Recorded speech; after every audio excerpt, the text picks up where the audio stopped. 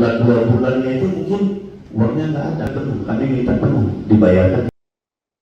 Puluhan guru honorer dari Taman Kanak-Kanak atau TK dan Pendidikan Anak Usia Dini PAUD di lingkungan pemerintah Kota Prabu Muli mendatangi gedung DPRD pada Selasa kemarin, 3 Februari 2026. Kedatangan puluhan guru yang diterima Komisi 1 DPRD Prabu Muli ini untuk menyampaikan aspirasi terkait uang transport alias honor mereka agar tidak dipangkas dan dibayar full hingga akhir tahun ini. Hal itu disebabkan Dinas Pendidikan dan Kebudayaan Disdikbud Pemkot Prabu Muli menganggarkan honor hanya untuk total sebanyak 1.003 orang. Sementara setelah dilakukan verifikasi, ternyata total guru honorer di Kota Prabu Muli termasuk yang di bawah Depak sebanyak 19 atau 1.910 orang. Untuk informasi selengkapnya, kita terhubung bersama rekan Edison, wartawan Sriwijaya Pos. Rekan Edison, silakan laporan selengkapnya. Baik, terima kasih rekan Justina. Dapat kami informasikan dari Kota Pramugari, Provinsi Sumatera Selatan.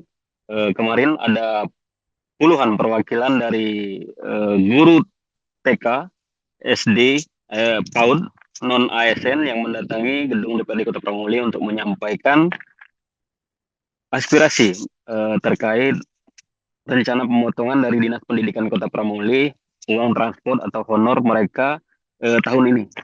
Dapat kami informasikan keluhan dari para guru ini menyatakan bahwa honor mereka atau uang transport mereka akan dipotong hingga pertengahan tahun, yakni Juli 2026 ini.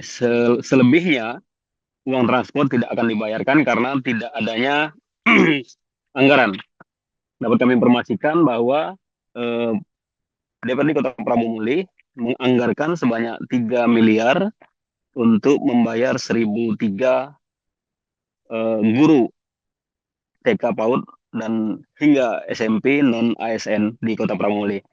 Setelah dilakukan pendataan oleh Dinas Pendidikan dan Kebudayaan Kota Prabu Muli, ternyata jumlah dari guru non ASN ini sebanyak 1.910 orang. Hal ini menyebabkan Dinas Pendidikan Kota Prabu Muli kebingungan karena kurangnya anggaran untuk memberikan uang transport kepada para guru ini, yang mana uang transport ini satu orang guru kisaran Rp 300.000. Hal ini ketika dikalkulasi dari jumlah 3 miliar itu hanya bisa menggaji mereka atau memberikan transport itu hingga bulan Juli 2026 saja. Selebihnya maka mereka hanya dianggap bekerja atau tidak dibayarkan sama sekali uang transport. Hal ini membuat para guru resah. Sejak beberapa hari terakhir mereka melayangkan surat ke DPRD Kota Pramugari untuk difasilitasi dan dipenuhi permintaan mereka agar uang transport mereka dibayarkan.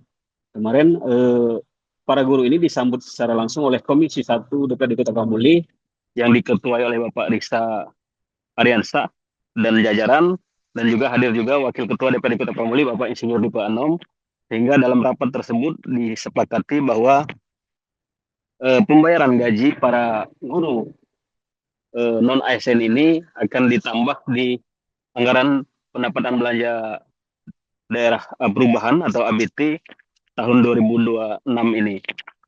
Dapat kami informasikan juga para dewan ini mengeluhkan pemerintah Kota Pramugari kenapa hanya mengusulkan 1.003, padahal total keseluruhan ada 1.910 orang guru non ASN. Nah, ini mereka membandingkan di sini insentif ketua RT dan RW di Kota Pramugari mencapai 1 juta rupiah per orang. Sementara untuk para guru honorer yang jelas-jelas sangat krusial atau memiliki peran penting untuk mendidik generasi muda di Kota Pramugari justru hanya mendapatkan 300.000 per bulan, dan bahkan itu akan dipotong hanya setengah tahun.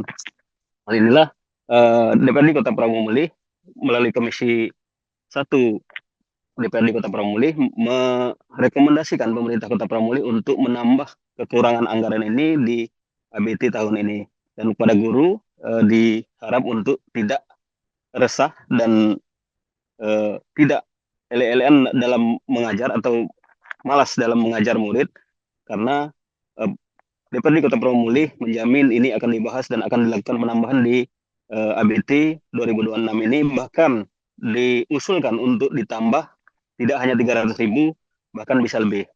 Hanya itu dapat kami informasikan dari Kota Pramuli. Kembali ke studio, Kak Justina. Dalam apa ini, Kak?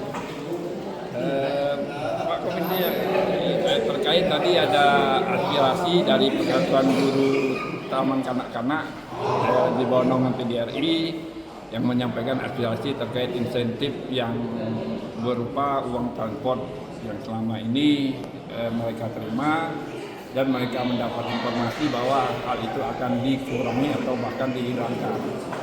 Jadi mereka berkoordinasi ke dinas, ke DPRD, bersurat ke DPRD, dan tadi sudah disikapi, sudah dimediasi dan dibahas bersama dinas yang menaungi dalam hal ini, Dinas Pendidikan, terkait aspirasi tersebut sudah disepakati tidak akan dilakukan pengurangan. Ini akan dibayarkan sebagaimana sebelumnya, sebesaran insentifnya, dan kekurangan terkait anggaran akan ditambah di APBD perubahan 2026 yang akan datang. Kalau menurut penjelasan Dinas Pendidikan tadi, terjadinya pengurangan itu seperti apa ini? Jadi disebabkan karena data yang mereka update, artinya pemutahiran data mereka, ternyata penerima manfaat tunjangan transport ini sebesar 1.910 orang.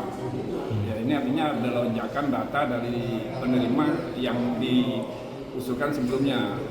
Nah, penganggaran ini seharusnya kan mekanisme penganggaran itu kita punya data kebutuhan baru kita dapat angka yang akan kita alokasikan memenuhi kebutuhan, karena ini menyangkut tenaga pendidik pengajar, yang mana prioritas mandatory spending-nya itu kan kurang lebih 20% untuk urusan pendidikan.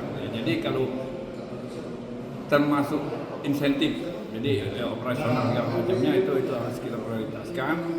Dan hal ini pemerintah daerah kami sepakat berasa dengan kami bahwa guru ini adalah pemegang kewenangan atau tokoh yang akan membentuk generasi-generasi bangsa ini. Bahwa guru TK ini kan mereka beban kerjanya lebih berat daripada guru SD, SMP.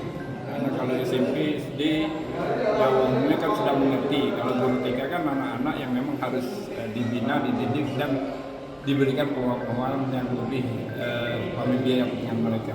Ya, kami juga membandingkan kalau bisa ke depannya ini kita tingkatkan dari 300. Kita kan bisa meningkatkan gaji RT 1 juta per orang.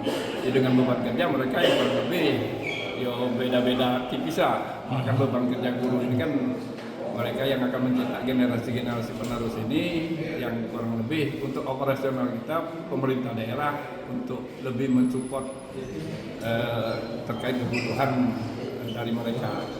Yang mendapatkan uang transport, operasional transportnya, seperti apa ini? Untuk tanggung jawab pemerintah daerah ini dari SD, SMP, TK. Nah, ini yang jadi tanggung jawab pemerintah daerah dapat uang transport. Tapi yang hadir tadi guru-guru dari Taman Kanak-Kanak. Ini baik swasta maupun negeri atau? Swasta maupun negeri. Swasta maupun negeri. Harusnya berpegang di PGRI, karena mereka di bawah naungan PGRI. Yang data paling ini koordinasi dengan Dignas. Jadi kebutuhan ini pemerintah daerah mengcover kebutuhan guru-guru non ASN, jadi guru-guru yang berkontribusi di Taman Kanak-Kanak, SD maupun SMP, yang sebutannya mungkin ada yang menyebut honorer atau guru non ASN, tapi mereka itu melaksanakan tugas mulia, yaitu mendidik, mencetak generasi. Download Tribun X sekarang, menghadirkan lokal menjadi Indonesia.